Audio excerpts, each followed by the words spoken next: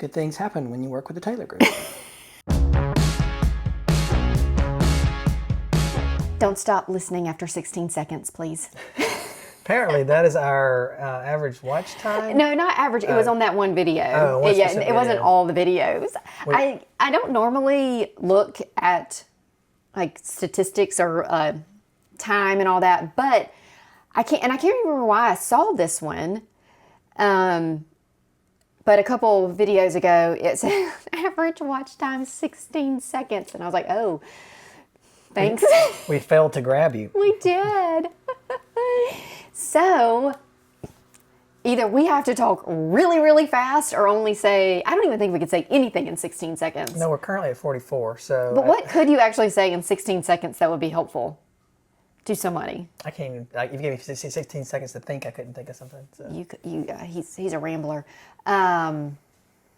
Maybe you could say, use the Taylor Group as your real estate agent. Get pre-approved before you look for houses. Yeah. There you go. There we go. We'll start with that. Okay, so given the fact that the people like short videos, I know everybody who watches videos, myself included, has the attention span of a gnat. We gotta move along. We gotta move along. Okay, briefly, we're also very much in blue today. What's been going on? We had a closing yesterday. We helped some clients buy a brand new house in Clinton, and so excited for them. They're moving in this weekend, and we've got another closing tomorrow for another family that was moving around. Yeah, and tell the good people about that person, what they got to walk into. The lender called me and let me know that the appraisal came in significantly higher than the purchase price. So he's going to start out in a new house with a lot of equity, which is fantastic. So good things happen when you work with the Taylor Group. Oh, yes. That's the 16-second clip, actually. Yes. Good things happen. Oh, my gosh. Is it again? Probably. This is a tour request. We're getting a lead. lead in real time. You guys just saw it happen. Hopefully when Scott edits this video, he will show some behind the scenes things that keep happening. Me answering the phone about the same property. That has been calling for months and months and months. There is a house in Clinton that is of a certain price point and it interests a lot of people, and its price was lowered today, again today.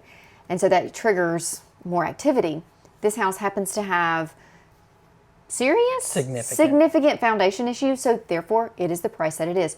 Y'all, if there's a 4-bedroom house For $145,000. for $145,000 in Clinton, there's a reason for that price. And so we have not been answering those phone calls because we know that if chances are somebody's loan is the lender will require this stuff to be fixed, yada, yada, yada, yada. So we've been not answering it. It's been driving me crazy. So today I was like, I'm answering it. And it is 2 times. Both while we're sitting here trying to record a video. Okay, that may not be interesting to anybody else, but that's what's happening. So we usually keep things pretty positive around here in our living room. But I wanted to ask you a question. Oh, okay. Not been prepped on this. No, never. What is 1 to 2, we'll try to keep it to 1, of the most annoying parts of real estate to you? This is going to sound prideful. Oh, gosh. And I do not intend it to be that way. Oh, I know what he's going to say. People not listening to you. Yeah. So we do this all the time. We have helped literally hundreds of people buy and sell houses. And so as a result of it, and that's not saying that, oh, look at our numbers. It's to say we have been around the block and seen a lot of different scenarios, a lot of problems, and the solution to those problems. And so and I know that when a buyer or a seller has a particular problem they want to address, it's probably the first time or very few number of times that they've had to deal with that. And so whenever I am giving my advice on that, it's not because this benefits me. Yeah. It's because this is the best way forward, in my opinion, based on my experience or our experience, for this buyer or seller to solve a particular problem or issue that they're faced with, whether it's a negotiation in a contract, how to structure an offer, or how to request repairs. Or price. There's a best practice that we have developed over time through not just our own experience, but through the people that we have also learned from about how to approach different situations. And so it's frustrating when you're not listened to.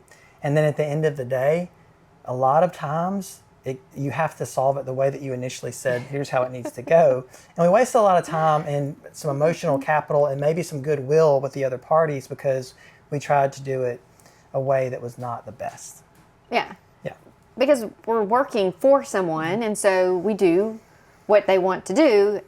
And also, you hired us. They're the boss, They're too. the boss. Yeah. And so, it's just that line of how much to push, when to push.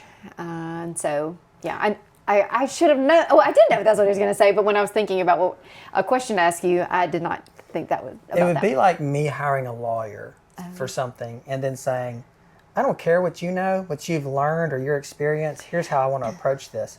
And I'm going to jail because this person knows better than me. There's an agent who has been doing real estate for a long, long time. She's very successful. And the other day we were having a conversation about similar to this about, people not listening or not taking our advice. And she posted a video that day of the same thing. And so I was like, oh, so it's universal.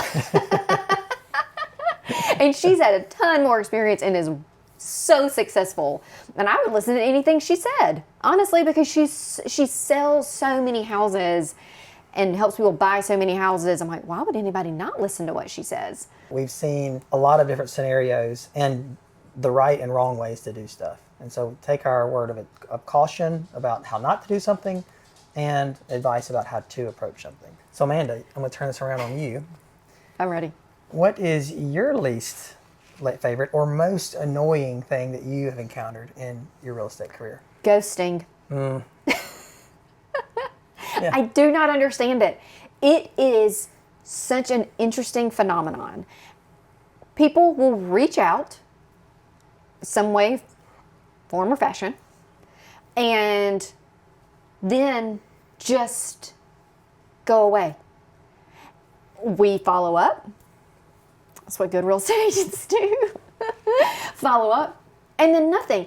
And the thing I don't understand is why somebody doesn't just respond, I'm not interested, I'm no longer looking, I'm working with somebody else, not at this time, no thank you, stop bothering me. Like, there are so many things that you could say, and yet many, many times it's just nothing. And I know that it happens. People break up that way. Relationships end because of ghosting. So I know it's not unique to real estate. It is just it's frustrating and fascinating that happens with adults. Yeah, I would say it's very immature. For instance, very recently, we had someone call us. We'd never met them before and say, hey, I want to see this house you have listed. Can we go at this time? We set it up. And I explained the paperwork that we have to have signed beforehand. He's all good with it. I text him. I send him the documents. And we get an indicator email when somebody looks at documents. Never even looked at it. Nothing. Text him again. Hey, you're still good? Whatever. For 2 days, I text him. And ultimately, I call him and say, if I don't hear from you by this time, we're not going to the house. Nothing. To this day, no word whatsoever. And he called us. So it wasn't like we were trying to pursue him. But yeah, that's how it is. Okay, and now that I've gotten Scott sufficiently riled up, which it was my thing and he hijacked. So you say if we say something negative, we're going to follow it up with positive. Quickly. Mm-hmm. The people have 16 seconds to listen, and we have surpassed that. Quickly. Favorite thing. My favorite thing? Or one of. I mean, I love when, on closing day, when you hand somebody the keys and they are super excited about their new house. Like or, for our sellers, when they got what they needed to move on to whatever the next phase of their life is. That's exciting for me when that's all wrapped up because it's just excitement all around. Yeah. Amanda, what's your favorite thing? I like the front end stuff. I like looking at houses with people, if they're buying, seeing what they like, what they don't like. It's really expanded like my view of like personalities, likes and dislikes, and people like so many different things, and I like seeing that.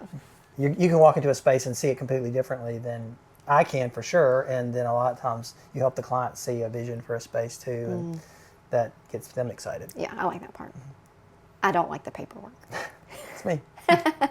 Sorry, we're gonna end. We're gonna end with positive. Yeah. I like that Scott likes the paperwork. I like that Amanda just lets me handle it.